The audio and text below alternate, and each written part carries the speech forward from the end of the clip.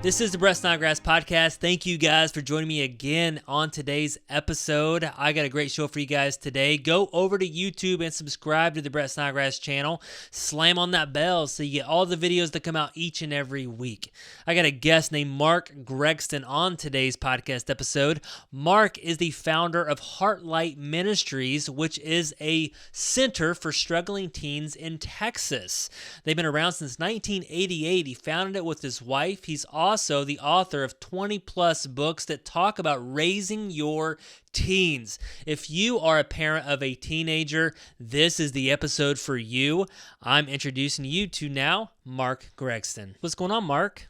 Hey, I'm doing well. How are you? I'm doing fantastic. Thank you so much for being on the podcast today. And like I told you before we kind of started recording here, I love what you're doing, and I love your ministry, Heartlight Ministries. You've written multiple books, and I have a teenager, and you work with teens. Wow. Yeah, and yeah. As a parent of a teen, I know that that's like everybody's struggle sometimes, and we always think about like, oh, I can't wait to get to these years, and then the teens hit, and then you're like, oh, I can't wait till they're over, right? Can't wait to get out of them, Right. Kind of thing. So yeah, no, but we're really going to just dive into that, guys. So if you're parents Cool. of a teen, you have to listen to this interview with Mark Gregston. And so thanks again, Mark. I always like to start every interview out with this question.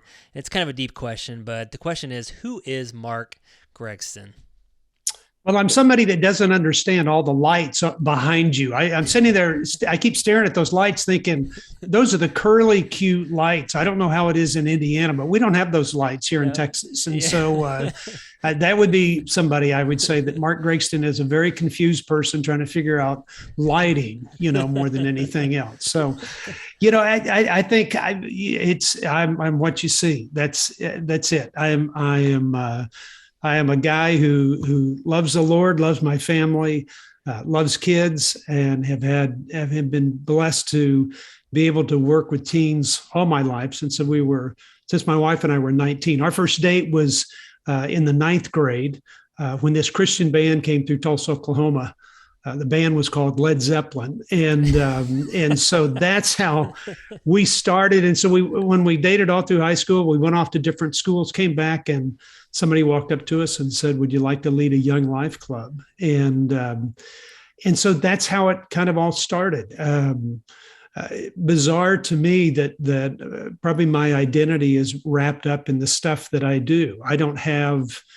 There's not much that I don't do that isn't related in some way to Heartlight or parenting today's teens radio or writing books or speaking around the country. It's all kind of wrapped up into a kind of a lifestyle that we've just poured our life into kids and families. And so here we are 47 years later, and it's been somewhat of a surprise. Yes, yes.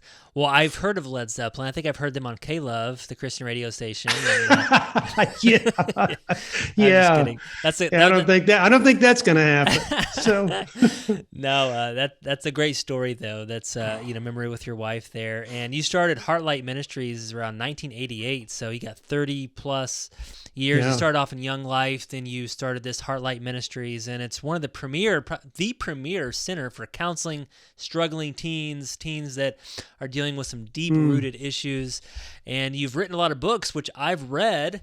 Wow. I'm reading right now, The Raising Teens in a Contrary Culture, and most of your books aren't for teens, they're for parents, right? Yeah, absolutely. Raising Absolutely. teens. I never thought that I was going to be doing this. I mean, the idea was I'm going to lead a young life club while I'm going to college. And then it was a church that came and said, will you work for us? But I found myself always moving toward those kids that were struggling and having a tough time. And it wasn't the incorrigible juvenile delinquents that, needed to be locked up. They were normal kids, church kids. And so even going to a camp in Branson, Missouri called Kanakuk Camp, a Christian sports camp, we dealt with kids who had grown up in that camp, who had come from great backgrounds. And even the kids that are here with us at Heartlight, because I live with 60 high school kids, they're great kids.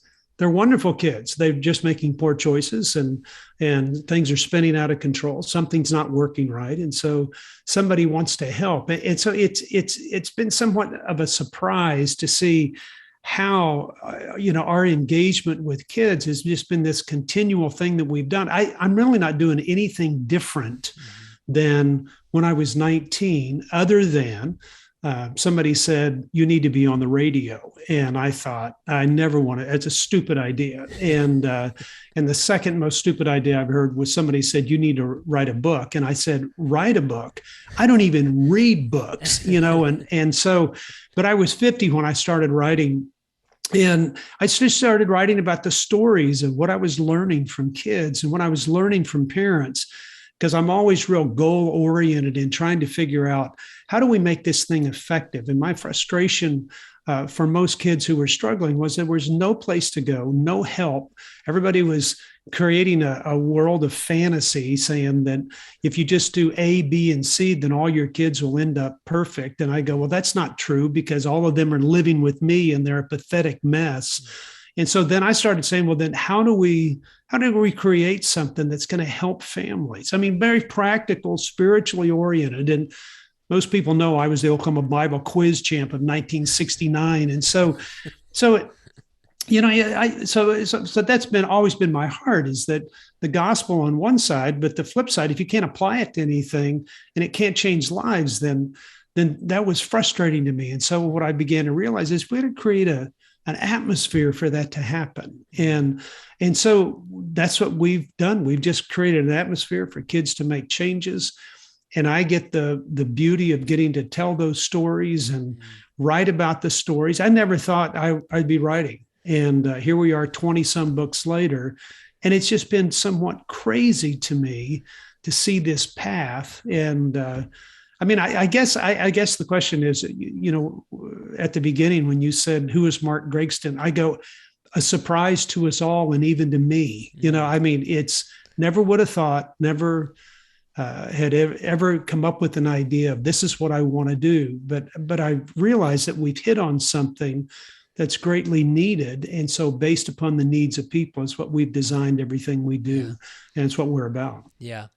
Well, again, I've heard a lot about Heartlight Ministries, and the thing I want to kind of point out is that, when you receive a child, a teen at Heartlight Ministries, there's some deep-rooted things going on. Right? Yeah, They made some bad decisions. This is like one of those stops before, somewhere else for them to go that's deeper than that. But you've written these books that really help everyday parents before maybe their teen gets to that particular step. Yeah. And I want to just dig into the nuts and bolts of that is, so obviously I'm a parent of a teen. Everybody talks about the teen years, that they're very, very challenging. And, I want to ask you, like what are your books talking about some of those key ingredients of parenting a healthy teenager? Well, I think it comes with an understanding of what you're really dealing with. Most parents really believe that if they continue to do the same things they did during the preteen years, then they'll be really successful during the teen years. That's the only time that I tell parents that they're wrong. It's just not true. You've got to shift your style of parenting to accommodate the new needs of a child. And this culture has changed enough. And I'm not an anti-world kind of guy, but it's changed enough in the way that kids communicate, the way they connect, the way they have relationships, the way they compare themselves to one another, the way they see themselves in comparison to other people. If people understood what was going on within the teen culture, then I think most parents wouldn't get as frustrated with their kids as they are. And I think they do, because everybody complains about their kids having one of these and saying, you're on it too much. All you do is this. And really what's happening is, a child is trying to fulfill what he's been created for. And he's been created for relationships.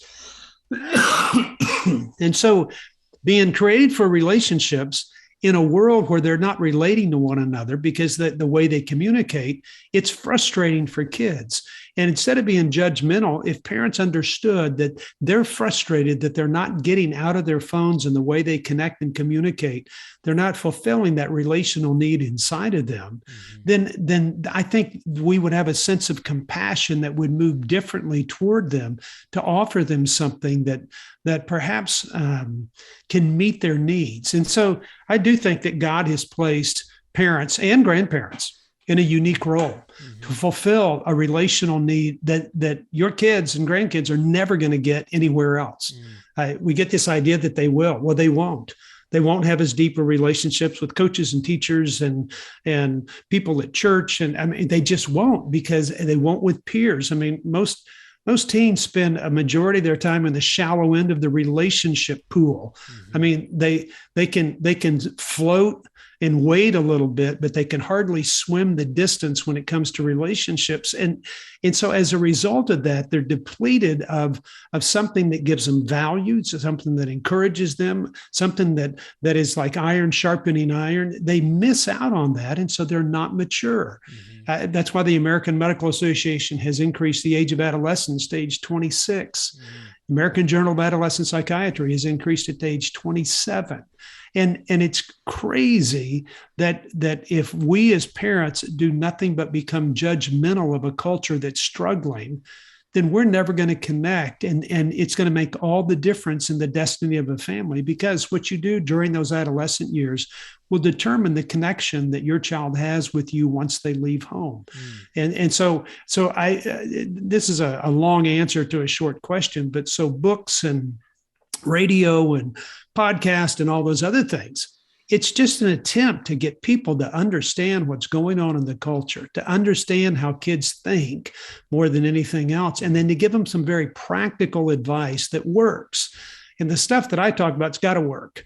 If it didn't, I'd have a mutiny with all the 60 high school kids I live with here. It's got to be very practical oriented, biblically sound, practical oriented, and engaged in such a way that relationship just drools all over this thing to give kids a taste of the character of God. Yeah. Well, I just want to kind of talk about that parent shift and kind of what happens to that. I went over that a couple of years ago. So my daughter was 10, 11, even 12 years old. We were doing daddy-daughter camps, hanging out, doing breakfasts, donuts with dad, things like that. And then all of a sudden, things start to shift. And as a parent, I'm like, where did my daughter go? I can't believe this memory pops up of just 2 years ago. But I was like, that seems a lifetime ago from where I'm at. And so let's talk about that parent shift. What are some things that a parent needs to know, and how should they be thinking in their mind with that shift from 12 to 13 years old? Well, it's coming. I mean, it's coming. They're moving from concrete thinking to abstract thinking, and they're getting older. Hormones are kicking in. I mean, your daughter will start her period. Guys will go through puberty. I mean, now they get exposed to other people. Now it does matter what they look like. Now it does matter who they engage with. Now they become curious. Now they're not just happy with mom and dad. Now they're seeing the world in a far different light. But it's also a time that they're beginning to understand that this world isn't perfect. And I mean, because we try to raise kids in a perfect world. I mean, I've never heard a parent say, "No, I'd like to raise my kid in a lousy world. You know, I'd love for them to mess up." Never have heard that. So we want to keep it as protective and perfect as we can. But the problem is then we don't prepare them for the world that they're going to be living in. And I tell parents all the time, you can either raise your kids to live in a zoo, or you can prepare them to survive in the jungle. And so as they move into adolescence and their world starts to expand, then we need to change the way that we engage with them, because they no longer think the same way. Like this, they've been listening to us for 12 years. You know what? Now it's time for us to listen to them. They've been listening to us lecture for 12 years. Now it's time to have discussions. They've been we've been doing everything for them. Now it's time to let them start doing some things. We've been making all their decisions. Now it's time to let them make some decisions, because it's really moving from a teaching model to a training model. And scripture says, train up a child in the way he should go. So we got to give them the opportunity to start engaging differently, to learn how to develop that sense of responsibility, because the byproduct of that is maturity. And so as we do that and start listening to them and engaging them and let them know that it's okay not to be perfect all the time, that it's okay to be disheveled, it's okay to struggle through things, it's okay to not have the answers, then that child feels more connected with us. I hate being around perfect people. God, drives me nuts. I like being around people that are just as much of a mess as I am. And so our kids feel the same way. And so when they're around perfect people, they feel judged. I mean, they're judged all day through TikTok and Instagram and Snapchat and Facebook and everything else. I mean, there's just that mentality that you're compared and you never measure up. Well, I want to provide a safe and comfortable place for those kids to be relationally, so we can engage and I can help give them what they need in their life. No, I love that. I love that. So you're big on relational, you talk about this relational atmosphere, and I have just a quick question about this. Is a lot of times parents, they find they cannot relate to their teens because their teens don't want to really listen to them. They don't want to hang out with them. They don't want dorky dad around, especially when their friends are around. And, and we feel like it's so hard and we're being rejected all the time as a parent because we keep having to pursue them and get rejected. So what do you say to the parent that feels like that? And they feel like, I can't build a relationship. They don't want a relationship with me. Well, I think you have to start here. And you have to ask yourself the question as a parent, what is it about me that's pushing my child away? Instead of thinking that it's my child's fault, like they're not connecting, you got to be the parent here and say, what is it about me? There's only one person in this room, in this world, in any crowded room you're in. If you're in a stadium of 80,000 people, there's only one person that you can change, and that's yourself. And so if that's true, then I want to know what it is about me that's getting in the way of the relationship with my child. And it may be because I'm dorky, and it may be because I feel disconnected, and it may be because I'm aging out and I haven't changed. Or it may be because I'm critical all the time, or it may be because all I can do is lecture, or maybe all I can do is engage in a way that's offensive to my kids' friends. And I need to know that. And this is where you change things for you first. Instead of looking at the speck in somebody else's eye, you look at the log in your own eye and you begin to say, what is it about me that needs to change? And I think that's where, when you begin to realize that, a child sees that as well. And then the second thing is, what do I need to change about my home? Why is a child more excited about playing a game on their phone than having a discussion with me? Well, maybe it has to do with the way that I discuss things with them. Maybe I'm just preaching at them all the time. Maybe I'm always quoting scripture. Maybe I'm judging them. Maybe I'm correcting them. I'm telling them what they're doing wrong, how they need to do it different, and how they can do it better all the time. Maybe I'm undermining the very pursuit of manhood that they want, or the pursuit of a young lady becoming a woman, that I'm undermining that in some way so they can't stand to be around me. Maybe a mother that talks too much. She just is incessant and won't quit. And what happens is your child will shut you down in a heartbeat. Or maybe I'm one of those dads that just have got to fix everything within a 10-minute, discussion.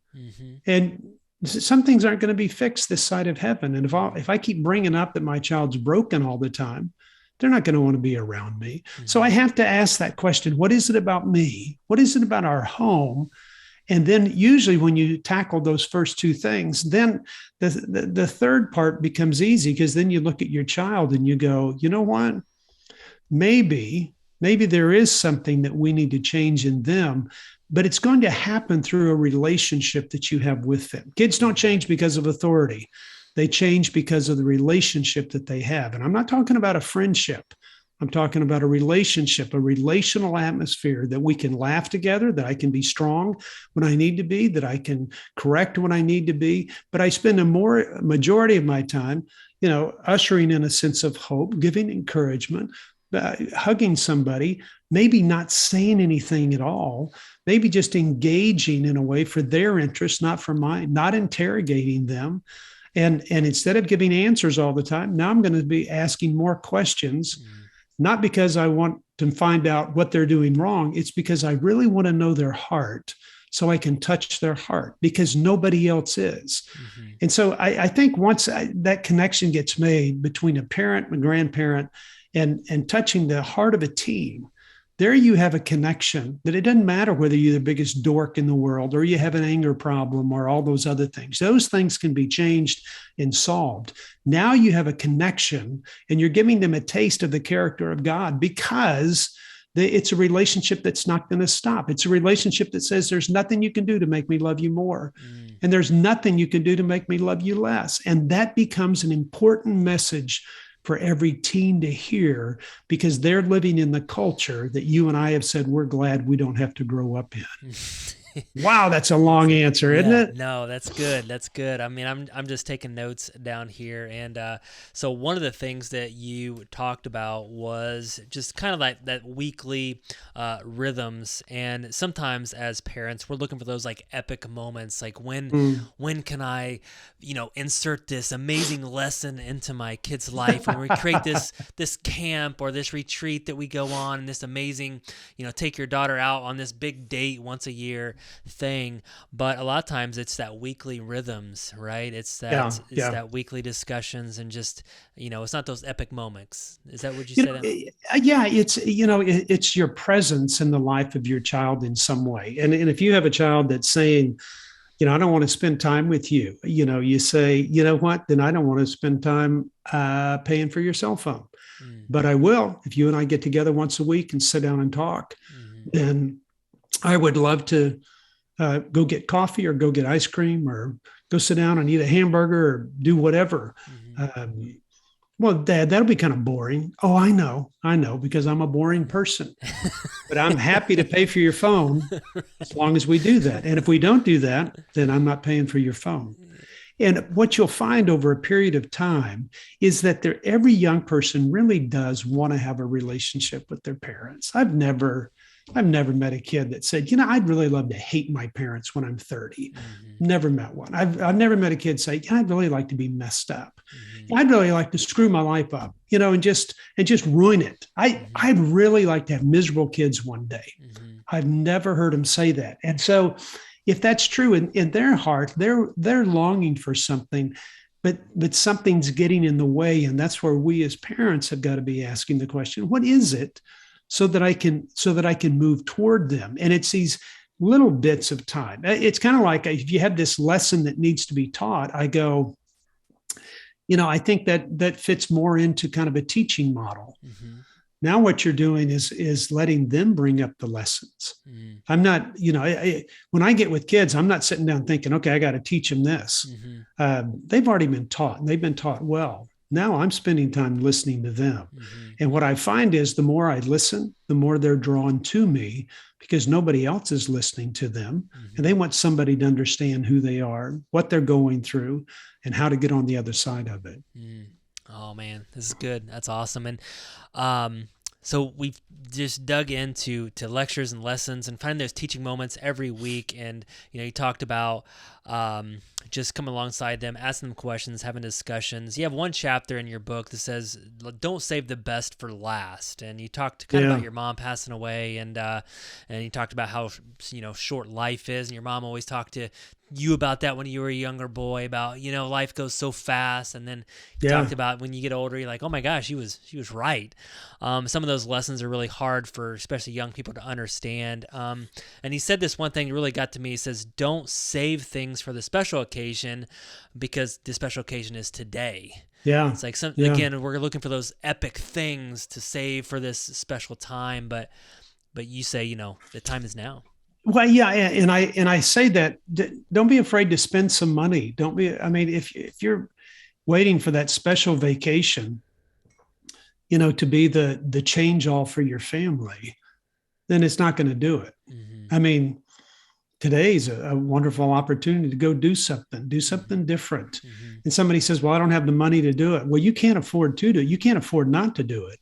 I mean, it's and the story that I wrote in a book called "Raising Teens in a Contrary Culture." I really talk about a friend of mine who was dying of Parkinson's, and I visited him probably every other month. And I went and spent 2 or 3 days with him. And he was always saving these wonderful bottles of wine. Literally from 40 years ago, kind of thing. And he went, I'm going to save that for a special occasion. And here he is dying, and I made a comment to him. I brought him a $400 bottle of wine. I thought, he's not going to be around long. I'm going to give him a great bottle of wine. He says, I'm going to save this.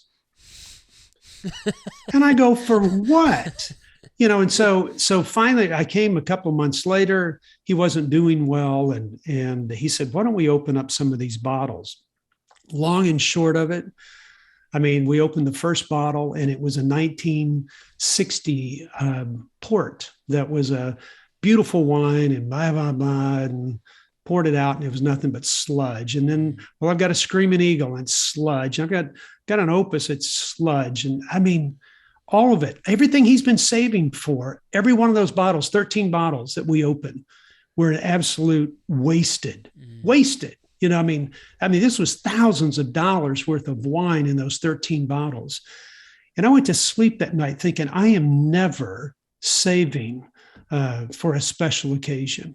The special occasion is now. And so it's like this. You come to my home, I'm opening up the best bottle of wine I got, and I'm serving it because today is the special occasion. Mm-hmm. And so the point of it is that we get this idea, I'm going to wait for some special time. I'm going to wait for a special wedding. I'm going to wait until somebody graduates from high school.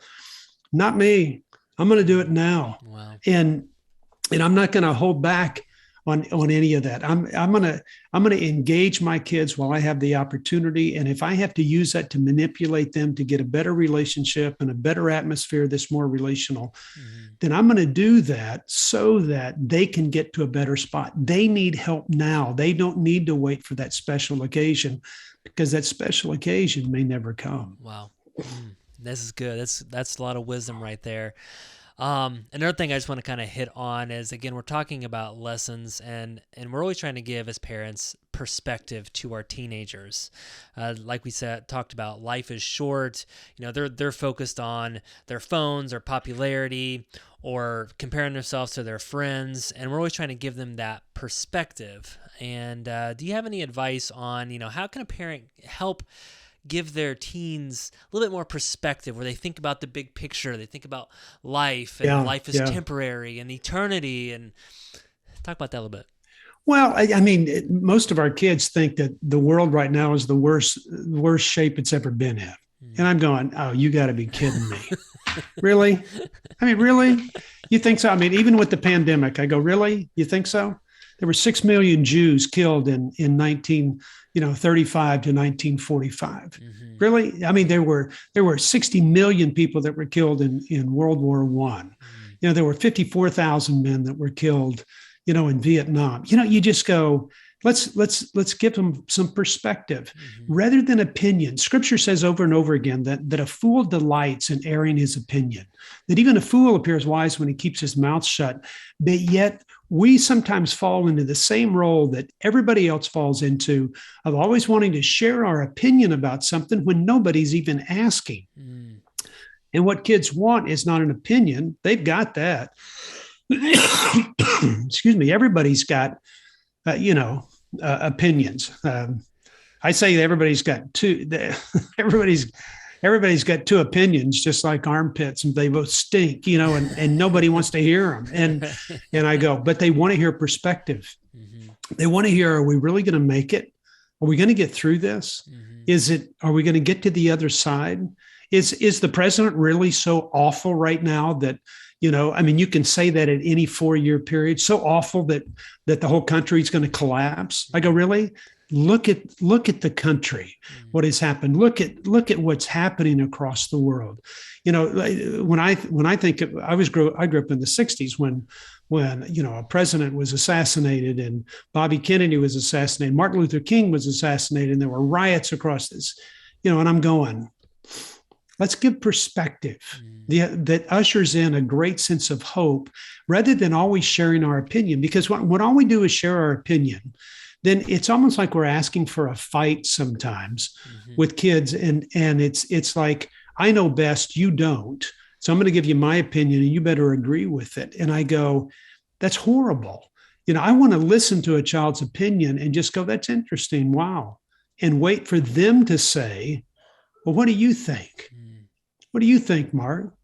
And I go, well, I need to think about that for a minute. But I know this.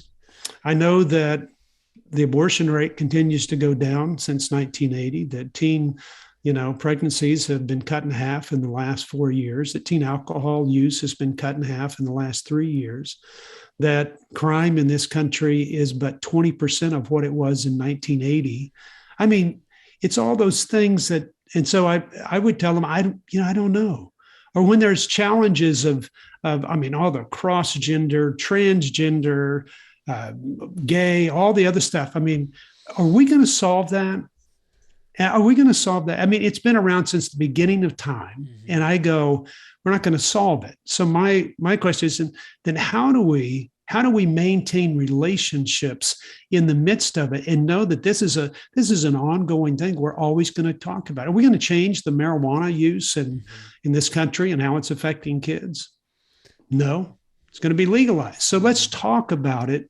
And it will never get to talk about those things unless we have a relationship that where a child feels like when they come to me, I can give them a perspective that ushers in a sense of hope Mhm. with understanding of a touch of wisdom. And Mhm. wisdom's gathered by observation, by reflection and experience. So what a child sees, what they observe, that's where they find wisdom, what they think about. And so my job is not to tell them how to think. My job is to get them to think. And so if I can get them thinking about all the biblical standards and all those things they've learned and appreciate and love, and now I can spend more time in what they experience. Mhm. So as we spend time together, they get to see a living example of the word of God being fleshed out in somebody's life, or they get to see the example of somebody who lives a good life, a well-purposed life, and they go, maybe I want that. I see something that I want. Mm. That's what I want more than anything else. It's not the words that I say, it's the example that I show. And we get this idea, like you mentioned earlier, we got to have all these deep lessons to teach and all these programs. And I go, no, you don't. They don't, it doesn't work that way anymore. No. They are looking for examples. When you talk about how to love people differently, how to engage with people, they're watching your example Mhm. and saying, show me. Mhm. And I think that's the greatest opportunity that we have is to show our kids how to live this life amidst the difficulty and hardships that life sometimes throws our way. Yeah, I love that. Show me the money, like Jerry Maguire in Yeah. the movie. So show me, and again, so like a perfect example was my daughter had an amazing God experience last week. She was struggling, hurting in class, had some cramps. Like I said, she's 14 Mm. years old, and she had someone in her public high school come over and say, "Hey, I see you're struggling. Can I pray for you?" And it really like caught her off guard, especially in public school. And she said yes, and they had this faith conversation. But she brought it up to me, and the girl asked my daughter, "What do you think about God?" And she said, "Well, I don't know what I think about God." Yeah. And as a dad, I'm like, no, that's I'm like, you believe in God, you follow Jesus, and Yeah. Yeah. but that's a tough thing is to sit there and it's like, okay, how would you handle something like that? Your child says, I don't know what I think about God. Yeah. I would go, you know what? I was at the same spot. Matter of fact, I would say that, probably we all go through that trying to figure that out. And so I want you to know it's okay to not know. Mm-hmm. We get this idea we always have to give an answer for everything. And I Mm-hmm. go, there's not. I had a dog die a year and a half ago, and it killed me. We've had the same lineage of dogs for 40 years. And I'm getting over COVID. And so that's sorry for coughing, but it's not contagious, through a Neither podcast. is And it. so it's, And it was interesting. Here's a dog that was a part of our family for 13 years, slept in between me and my wife every night. It was the sweetest animal, a golden retriever. We've had all Goldens all of our lives, and she has a grand mal seizure, dies, and I mean, our heart was ripped out, and people gave us answers like, "Well, she crossed the Rainbow Bridge." What the what in the world is that? Well, she went to doggy heaven. Oh, well, there must be a lizard heaven, or something. A cat. Well, cats don't go to heaven. But I go, I mean, you just go, we come up with the stupidest ideas because we always think that we've got to come up with an answer rather than knowing that there may not be an answer, quite honestly. So I wrote a children's book called Where's Stitch? In a response to it. And basically the theological aspect of it is we don't have to know all the answers right now.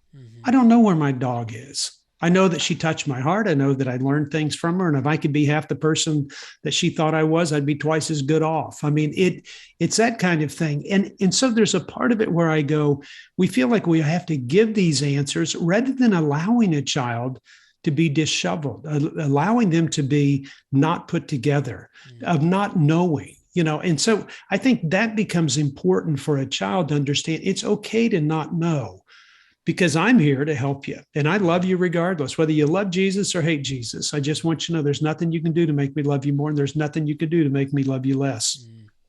And let them go on their faith journey where they can come to a conclusion about what they believe rather than making them feel like they have to believe what I believe. And if they don't, and I think that's where we see kids that are responding and just going, you know what, I that seems judgmental to me. And if you're judgmental, it doesn't work very much in this culture. I mean, 82% of kids are leaving the church upon graduation from high school.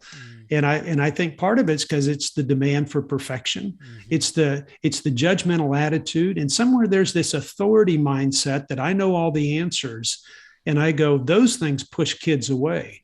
So what I find is when I don't know all the answers, when I make sure that I'm not judgmental and I allow imperfection to happen in a relationship, that draws kids to you. So it gives you the opportunity to engage with them differently. Yeah, definitely.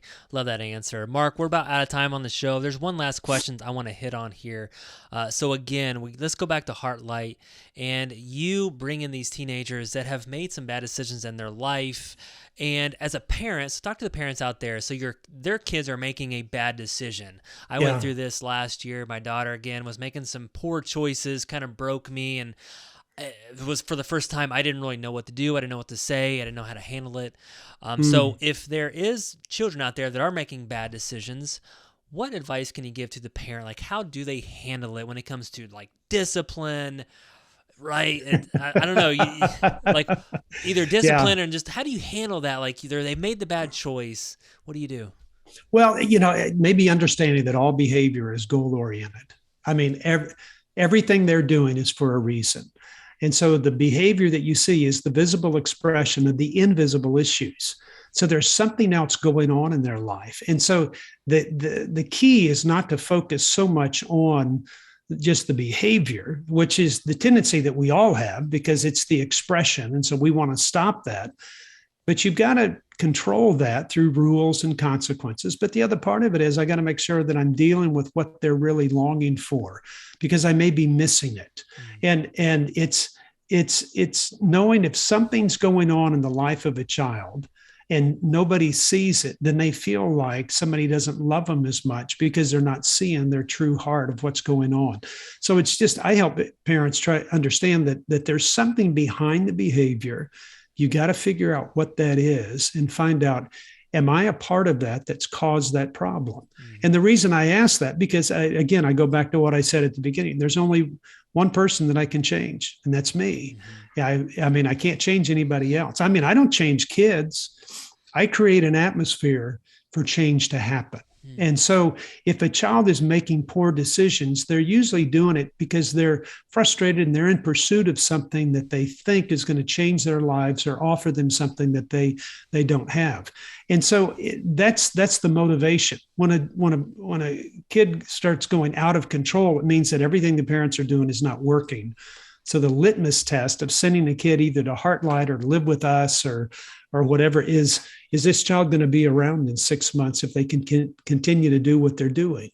And if they aren't, then you need to do something now, because half the kids that live with us would tell you that they wouldn't be alive had they not come here. And so it's saying that it's the basics of understanding about behavior, but being careful to not let it get to such a point that a child is spinning out of control and feels like there's no hope in life, just because suicide rates are so high. It's at a 75-year high for girls, 15-year-old girls right now. And the second highest grouping of suicides is 15-year-old boys. And so it's because of that frustration level that they have in a culture that you and I have said, we're glad we don't have to grow up in it. Well, they do. Yeah. And so as a parent, I've got to make some changes to make sure that they're getting some relief, some rest, some calmness, and a retreat in their lives so they can kind of refresh and refocus. And that's going to happen through a relationship. Yeah. I think it just kind of boils down to that. Build the relationship and to be available. Be available, build the relationship, have discussions with your teens. Thanks so much for being on the podcast today, Mark. Really appreciate all your wisdom. I know you have some books, and you just wrote a book that's coming out soon. You're actually transitioning, talking about grandparents too, right? Right there. Right there. Teens. And let me tell you, this is something that every grandparent wants to try to figure out how to get involved in the life of their teen. Which I think is great. You're really hitting on that, is because a lot of times grandparents have checked out. It's like, okay, I've done my duty. I've raised my kids. Now I'm just a fun grandparent. Let's play some games and go fishing, and that's it. They don't have anything else to offer. So you've kind of what a drag, huh? Yeah. I mean, to those grandparents, I'd say God's keeping you around not so you can hop in an RV and drive to Arizona and play shuffleboard the rest of your life. He wants you involved because your teen grandchildren need some wrinkles, some gray hair, and the wisdom that you possess. And that's my hope, is that we can engage another group of people to help come alongside teens and encourage and give them a sense of hope. Yeah, that's awesome. Well, where can someone find your books, information about you and Heartlight? Yeah, they can find our books anywhere, but parentingtodaysteens.org will tell you about our podcast on radio and books and all the other stuff that we do. And the program is called Heartlight. You can go to heartlightministries.org as well. That's awesome. And also, I found it very interesting. I was on YouTube, and you're actually interviewing some of these teens at Heartlight. You know what I do, and I have for years. I interview them for our radio program, and now we have a YouTube channel called Heartlight Stories. And it's a part of the radio program that everybody has loved. They love hearing the perception that kids have of their own problems and difficulties. And so I interview them, and they give little 8-10 minute stories. Now we've got our own YouTube channel. The director of The Voice, NBC's hit music reality show, basically.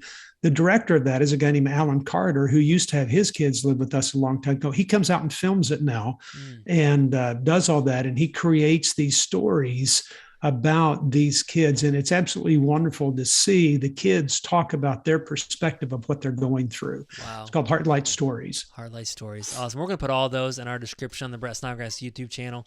And thanks so much, Mark. Mark, I like to end every show with just a few questions, just a fire round, and just real quick answers here. So number one, I know you said you don't read, but do you have a favorite book that you've recently read? Yeah, I have. It's called Step Up or Step Out. It's how to deal with employees that just aren't producing things and aren't working. You either step up or you got to move on. No, sounds good. Favorite scripture? Probably, 1 Thessalonians 2:8. It says, because we love you so much, you become very dear to us. We're willing to share with you not only the gospel, but our lives as well. And I'm big on that. And that's probably been a lifelong scripture that I've stuck with it, that the gospel is best presented across a relationship where people can see that relationship with Christ in action. Yeah.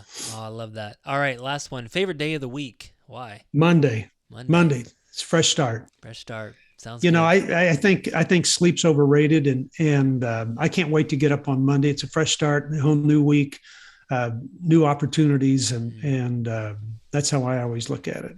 Awesome. Love it. This is a wrap. Mark Gregston. Check out Heartlight Ministries. Check out Parenting Today's Teens, and all the other links we're going to put in our notes on the description of the YouTube channel. Thanks so Wow. much, Mark. Hey, you bet. You Appreciate bet. it. See ya. Thank you so much for checking out the Brett Snodgrass channel. If you like this video, please slam on that like button. And if you really like it, then subscribe to our channel here. And remember to leave us a comment below, and I'm going to try my hardest to reply to all the comments. Thank you guys so much. This is why I do what I do. Every single week, I come out with content that focuses on success, freedom, and living out your purpose. Thank you guys so much. See you next time.